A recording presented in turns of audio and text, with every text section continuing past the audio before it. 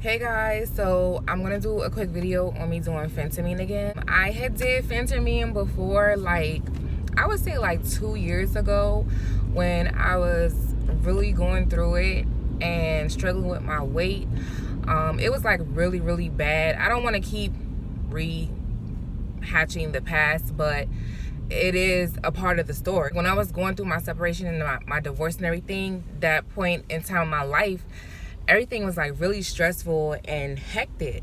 So like when you're under stress, whether it's coming from that type of situation, work, bills or whatever, you just do silly things. Like you consume a lot of food, you consume a lot of junk, fast food, ice cream, soda, coffee, and it was getting out of control. Like sometimes people use a lot of those things as coping mechanisms. So I would definitely say during that period in time, like I was dipping and dabbling in everything that I explained.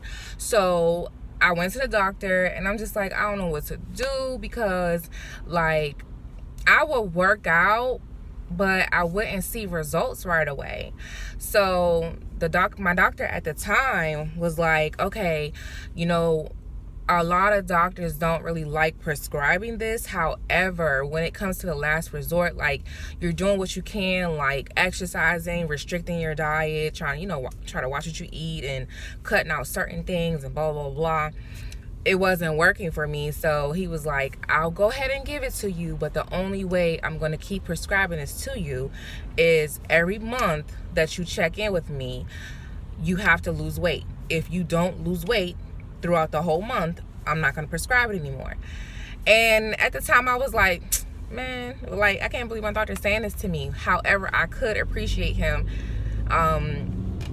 the way he was prescribing it to me. I appreciated him doing it that way at the time, because when it got to the point where at that time I had lost like 30 pounds in like 3 months, and when I wasn't losing any more weight anymore, like I guess I had plateaued on the pill, he was like, I'm not going to cut you another prescription.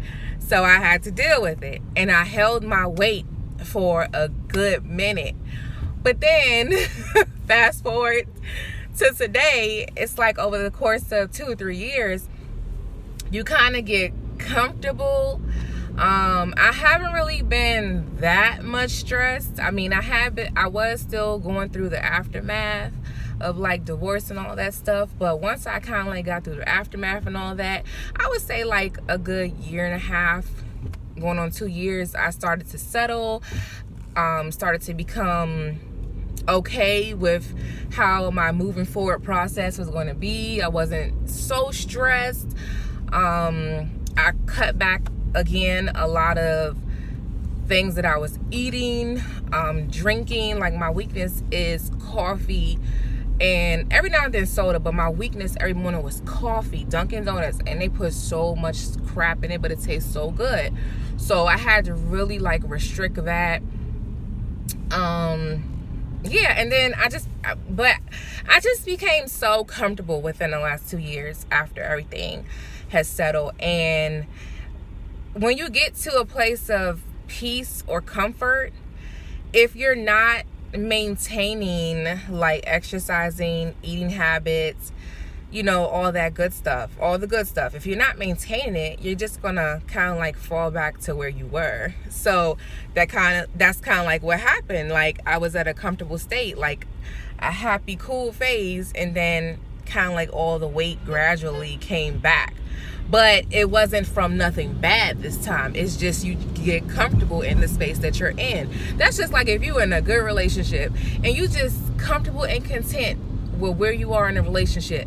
Like you put on happy weight, or you could just be in a good space with anything in life. And if you're not sustaining like what you need to do as far as exercises and eating, you're still going to be in that happy space, but you might gain weight. So I believe there's a good gaining weight and a bad gaining weight. So nevertheless, even though I'm in a good space, when I stepped on the scale one day, like first I started looking at myself, and I don't have a problem being plus size. I love being a plus size woman.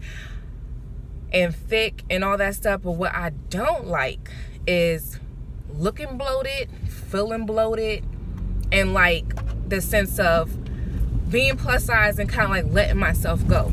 And it's not even all about looks. It's about, I just don't want to let myself go to the point where I just don't care about myself or how I look at all. So when I stepped on a scale one day and I saw the numbers, and I was just like, I try not to freak out about numbers, but when the numbers weren't going down and they kept going up, I was just like, oh hell no. Like I can't do this again. Like, I've been here before.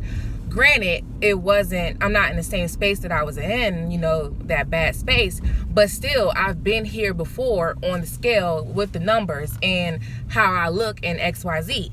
So that's when it clicked, something gotta give, like something has to change. So I went to the doctor. I told him, you know, I have taken Phentermine before, and you know, before they prescribe you Phentermine, you have to get cleared. Like, just like doing surgery or something, you have to get cleared because there are side effects with the medication. So I did my blood work and everything, and he was just like, okay, I'm gonna start you off with this for 30 days and follow up with me after the whole month or whatever. So since I'm speaking about getting cleared for it, and the funny thing, let me backtrack real quick. He said the same thing. He was just like, we really don't like prescribing it. Like, that drug is out there, but a lot of doctors really don't like prescribing it unless they absolutely need to. And basing your needs is, when I told him the whole history, when I told him the things that I eat, the things that I do, and when he went over my blood work results with me, he was just like, okay, you barely made it past the threshold. I'm going to go ahead and give it to you for 30 days. So taking the medication, I'm not, don't quote me, this is a disclaimer, I'm not no nutritionist, I don't know nothing. I do my own Google research just as well as I'm going to tell you to do your own Google research. But when you look up the medication, basically it's like an appetite suppressant, and it kind of like sends signals in your mind as well as like your body, mainly like your mind and like your mouth area and like your stomach or whatever, because it suppresses your appetite, like severely suppresses your appetite. It sends signals in your mind, you know, that basically you're not hungry, like you don't need to eat. So basically, I'm gonna tell you right now, when you take this pill, you're gonna have to force yourself to eat, because it will just set everything off in your body that I don't want to eat nothing. 2, your mouth is gonna be, you're gonna get cotton mouth periodically throughout the day. It feels like a bad thing, because who wants to have cotton mouth all day? But it's a good thing, because it's gonna prompt you to want to drink something. So the only thing that I can stomach is water. Now, I don't know about you, but on a daily basis, I don't really care to drink water left and right unless I'm out in the sun all day, like, you know, I'm hot or something. Other than that, I don't quench for water all the time. So yes, you're going to want to quench for something to drink. And I've been guzzling more water than I ever consume on a daily basis. So that's the second thing. The third thing is, when you do go to consume meals, again, you have to force yourself to eat. But there are moments where I notice throughout the day, it'll slip through my mind like, I really want something to eat. And basically, when you get that urge to eat naturally on your own, you got to break away from whatever you're doing, work, whatever, school, whatever, and you need to go eat. Because I'm talking about something enjoyable, because that's going to be the only moment that you're really going to feel like, I want to have something enjoyable. Outside of that moment, majority of the time, you're not going to really have the urges to like eat anything appetizing. Like, let me tell you what I've been eating the last 10 days. And it's not because I know I'm taking this pill and I want to starve myself. It's because it's kind of like the only thing that I can stomach. And when I say that, is like, I can't eat a full course meal in the morning. I take the pill every day at 7:45, so I can't eat a full course meal in the morning because I don't want to eat nothing. It makes me feel like I don't want to eat nothing, and I don't have a taste for anything. So the only thing that I've been able to stomach in the morning is I've been eating like applesauce. I love applesauce, so I've been eating like a cup of applesauce, maybe two, just so I can kind of like fill myself up a little bit. And then some mornings I will stop and get like a little thing of fruit or something from 7-Eleven, and I'll guzzle down like a whole bottle, like 16-20 ounces of water. And that holds me over until about, I would say, my lunchtime. Every day I go to lunch at like 1:15. So that holds me over until 1:15. So when you think about it, that's kind of like intermittent fasting with the help of a dietary supplement. When I tried to intermittent fast on my own, y'all, oh my gosh, by like 12:30, I wanted to kill somebody. Like, I know that's only like a 45-minute difference, but I would be like sneaking off at work getting snacks, or I would feel like I just want to punch somebody in the face because you're trying to reset your body when you intermittent fast, and it's hard in the first few days of intermittent fasting. But yeah, it's, if you think about it, taking a pill at a certain time in the morning, they tell you start it off early in the morning, and getting me to like 1:30, it's kind of like the same. The pill just helps. And I'll eat something at lunchtime. Some days throughout these 10 days, I think I've had at lunch, we get lunch every Wednesdays at work. So the last 2 Wednesdays, I've had like a plate of food, but the other days surrounding the Monday through Friday, I would just have like, I would eat applesauce again at lunch. I had like some chips. I had maybe a sandwich, but you can't really stomach what you want to eat. Like, say for instance, I think it was like this past Saturday or something, I went with my sister's Chick-fil-A. I love Chick-fil-A, right? So I wanted the whole meal I normally get, which was like the chicken sandwich, french fries, and a drink. But for some reason, I didn't want the french fries this time. So I used my rewards. I got a free sandwich. I had to force myself to eat the sandwich, y'all. And it's like, in my mind, I know what it tastes like. I know I love the Chick-fil-A chicken sandwich, but I didn't want to eat it because I took my pill. Like, I've been taking my pill every day, and I didn't want to eat it, but I knew I had to eat. You know, you have to consume something. So I ate the sandwich, and basically after just eating the sandwich, I was full. Now, if you're not on any type of dietary supplement and you go somewhere and you get a meal, whether you go out to eat or you cook a meal at home, you know you're going to sit there and eat your whole meal. I didn't want the whole meal. I didn't get the fries, and I used my rewards and got the sandwich and a drink, and then I ended up sipping a little bit of the half and half lemonade, which I love, and gave the rest to my kid. Like, I just didn't want it. I traded off what I usually like, the half and half lemonade, gave it to my child, and then scooped me up a bottle of water. Like, that's all I want is water. When I first started it 2 or 3 years ago, I did it for like 3 months. When it was first introduced to my body, I felt the headaches, the palpitations, and the jitters. I felt that the first time I took it years ago.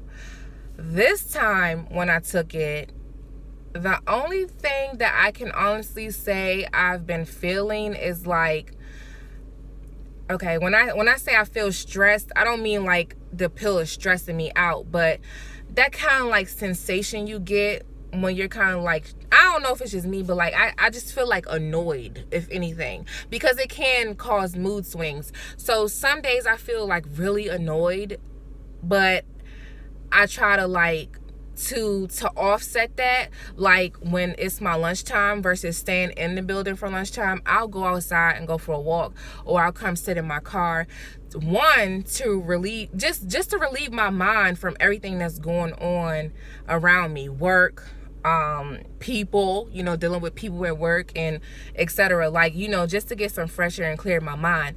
And then when I go back in for the next part of my shift until my day is over, you know, the mood kind of settles down a little bit. You know, I think we just need that in general on a daily basis. But I haven't got any headaches, jitters, or palpitations like I did the first time I was taking it. But those are some things that you can experience when you take the pill. So just beware. And it tells you that when you read the directions and, you know, the explanation of the medication. So everybody's body is different. Today is actually Thursday. I wasn't supposed to weigh myself until tomorrow, Friday, or Saturday. But I was kind of curious to see if I had lost any more weight since I weighed myself last Friday. So I was kind of shocked to see that altogether I lost 10 pounds in 10 days. If I keep the same eating patterns, I'm hoping this month to lose like another, I still have 2 more weeks to go. I'm hoping to lose like another 5 to 7 pounds. That sounds like a lot, losing like 20 pounds in 1 month. However, if I told you what I weighed right now, it wouldn't be so outrageous to you. So me losing 20 pounds would not hurt me. Trust me. Now, if I was like under 200 pounds, that would be kind of like, yeah, you doing a little bit too much. But my weight currently right now, it does not bother me losing 20 pounds in 1 month. When I go back to the doctor and I tell him, I do my weigh-in and I discuss with him how I've been feeling with the medication and this, that, and the third. I'm hoping that maybe I can get it for another month. And these are just goals I'm setting for myself. You read about the medication, they don't want you to be on the medication no longer than like 3 months. So I want to give myself those 2 to 3 months. So I'm going to see if I can get it another month. If I do get it, that will be going into 2 months on it, you know, by that time. And I'm hoping I can probably lose like another 10 to 15 pounds going into the second month. And just getting some of that weight off of me, I'm going to go back to the gym. Like I signed up for the gym, you guys, but I've only been to the gym like twice since I signed up. Because when I got the prescription, it was like, okay, let me try to control my eating habits. Let me take the pill, control my eating habits. Let me try to get myself back on track with, you know, what I'm going to eat, what I'm going to drink. And let me try to get some of the weight up off of me first. And then once I get some of the weight up off of me, then I plan to go back to the gym and do my cardio, do like light lifting so I can tone and everything, and keep it pushing from there. I know it might sound like a bit much, or it might sound like, oh, you're just starving yourself or depriving yourself. But when those numbers start to get up on the scale, not even on the scale, when you start to see it for yourself and you start to realize it for yourself, at some point in life, you got to be prepared to make a change. And the only thing that keeps going through my mind is me and my health, and I'm the only parent here for my children. You know what I'm saying? So I'm just being real honest. So I need to look out for myself, and I need to be healthy and strong for my family. So those are like the main things that's like, I'm going to have to sacrifice and do what I got to do, because I can't just be sitting around somewhere eating a whole bunch of food until I'm 600 pounds. Like, what good am I going to be, you know, if I get to that point? So I'm doing this for me, and then I'm doing it for my family, and that's that. So again, it's not a long-term supplement. It's a 1 to 3 month supplement. You can only do it from like 1 to 3 months at a time. It's not something that you can be on all year long. So me doing it for 2 to 3 months is, hopefully, Lord willing, it won't kill me. And if anyone decides to do it, you know, it doesn't hurt to sacrifice and try to, like, you know, improve, like lose some weight and improve in 1 to 3 months. Because, you know, like when I told my coworker that I started taking it again, she was like, you don't want to put that stuff in your body. And I agree. I don't like putting a whole bunch of silly things in my body, like this, or like birth control and stuff like that. However, if something works and it's temporarily, I will kind of like do it a little bit. It was the same way with my anxiety and depression. You know, I told myself going into that situation when I was trying to heal from my divorce that if I take this medication that they're giving me, I'm only going to do it temporarily, because at the end of the day, once the depression, anxiety, weight loss suppressants, like once all that stuff has done what it's supposed to do in a temporary amount of time, you need to be prepared to cope and continue the progress and deal with the situations, deal with the weight on your own after you're done with those temporary methods. So that's what I plan to do. Once I'm done taking it, hopefully I can go into my second month. Once I'm done taking it over the course of 2 to 3 months, I plan to continue my, good habits again. Keeping up with the exercising, keeping up with eating better. I'm not gonna sit here and be like extremely healthy, because I'm not there yet, but eating better, not eating out a lot, like buying my own food and making my own food, like I'm just gonna be practicing doing better after I'm done with it. So I hope this video helps for everyone that had questions. Definitely rate, comment, and subscribe, and I'll talk to you guys later.